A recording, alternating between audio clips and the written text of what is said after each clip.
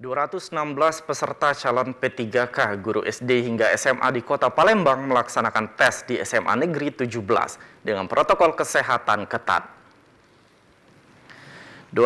Seleksi calon pegawai pemerintah dengan perjanjian kontrak P3K guru SD hingga SMA di Kota Palembang digelar hari ini, 13 hingga 14 September. Pelaksanaan tes di 4 lokasi, salah satunya SMA Negeri 17 Palembang, sebanyak 216 peserta calon P3K guru mengikuti seleksi yang terbagi menjadi 2 sesi.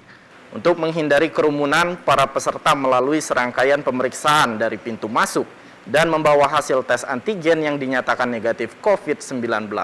Peserta melaksanakan tes menggunakan 6 ruangan yang diisi 18 orang per ruangan. Dari tanggal 13 sampai tanggal 14, di mana setiap harinya itu ada 2 sesi.